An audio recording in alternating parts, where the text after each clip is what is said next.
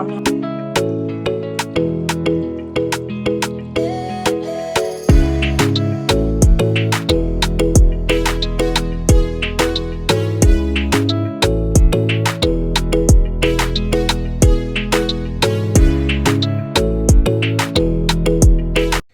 Hello, अस्सलाम वालेकुम। कैसे हैं आप सब लोग? उम्मीद करती हूँ आप सब लोग खैरियत से होंगे और अल्लाह पाक हम सबको अपनी हिफ्ज़ अमान में रखे, आमीन।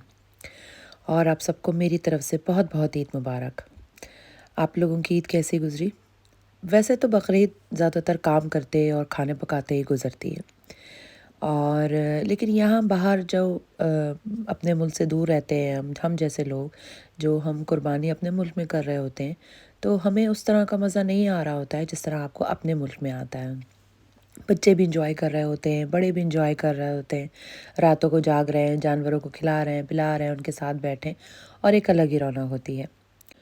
काफ़ी दिनों पहले से ही जानवरों की आमदोरफ़्त शुरू हो जाती है, और सारे बच्चे बड़े एक्साइटेड हुए हुए होते हैं, एक दूसरे के जानवरों को लेके घुमा रहे होते हैं जब तक अपना जानवर ना आए, और खुश हो रहे होते हैं।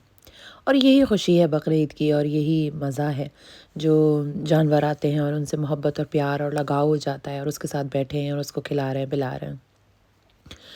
मुझे अपने बचपन का याद है, जब हम छोटे थे तो हमारे घर जानवर जो है वो बहुत पहले नहीं आता था, 1 या 2 दिन पहले आता था, क्योंकि हमारे घर इतना कोई सँभालने वाला नहीं होता था कि जानवरों को रात भर उसके साथ जागे और हिफाजत करे और उसको खिलाए-पिलाए। तो हमारे घर 1 या 2 दिन पहले आता था।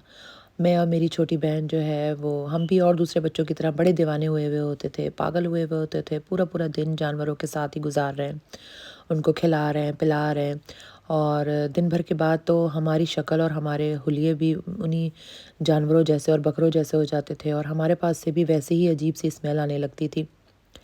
और 2 दिन में ही हमें उनसे इतनी मोहब्बत हो जाती थी कि जब ईद वाले दिन उनकी क़ुरबानी का टाइम आता था तो हम बहुत रोते थे, और फिर हमारे अम्मी और डैडी ये समझाते थे कि क़ुरबानी के जानवर के लिए रोते नहीं हैं, और इसके पीछे जो पूरी स्टोरी है, इसके पीछे जो पूरा एक वाक़या है, वो सुनाते थे कि हम इतने से जानवर को क़ुरबान करने के लिए रो रहे हैं, और उन्होंने तो अपनी औलाद को क़ुरबानी के लिए लेके चल पड़े थे।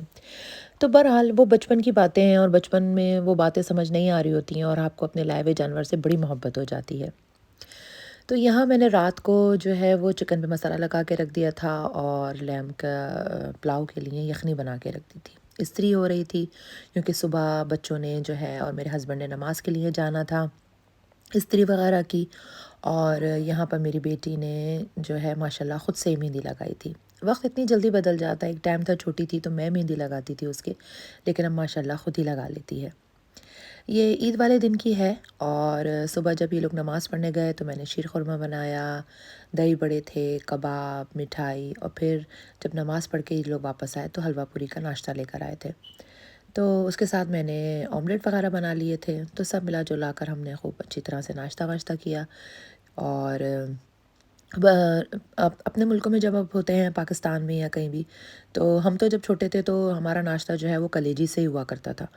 उसमें ये होता था कि हमारे घर सबसे पहले कुर्बानी के लिए कसाई मेरे जो डैडी हैं वो ढूंढ के लेकर आ जाते थे, और हमारे घर बहुत जल्दी सुबह ही कुर्बानी हो जाया करती थी, और हम लोग जो हैं वो नाश्ता जो है वो कलेजी से ही करते थे।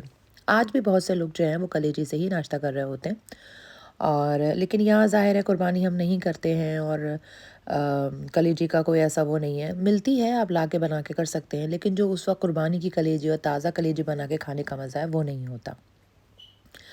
तो बहरहाल हमने फिर नाश्ता वगैरह किया, फिर दोपहर में जो है वो मैंने टिक्के बना लिए थे और पुलाव बनाया, और उसकी मैं वीडियो नहीं बना सकी, उसकी बनाना भूल गई, क्योंकि बस वो कामों में लगी हुई थी और बाज़ औक़ात ज़हन से निकल जाता है।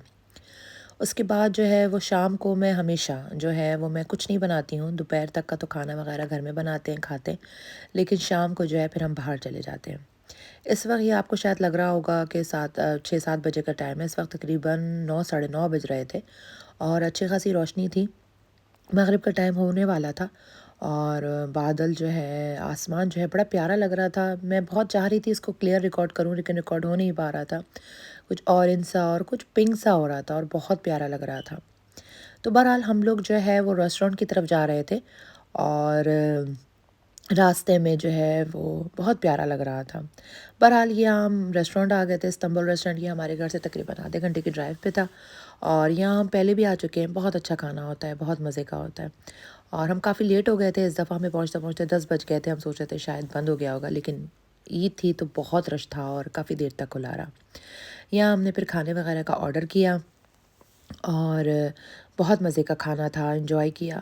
بس چھوٹی سی عید اسی طرح سے گزر جاتی ہے یہاں پر، لیکن اگر آپ پاکستان میں ہوتے ہیں تو یہ عید بڑی لمبی ہوتی ہے، قربانی، پھر اس کے تقسیم، پھر اس کے حصے بننا، پھر بانٹے جاتے ہیں، اور بڑا لمبا پروسیس ہوتا ہے۔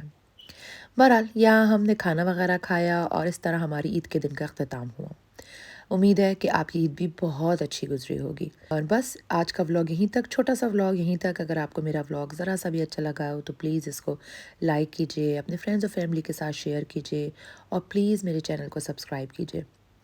اور اس دعا کے ساتھ اجازت لوں گی کہ اللہ پاک ہم سب کو صحت، تندرستی، زندگی، سلامتی کے ساتھ ہزاروں عیدیں اپنے پیاروں کے ساتھ دیکھنا نصیب کرے، اور بے شمار خوشیاں دیکھنا نصیب کرے، آمین۔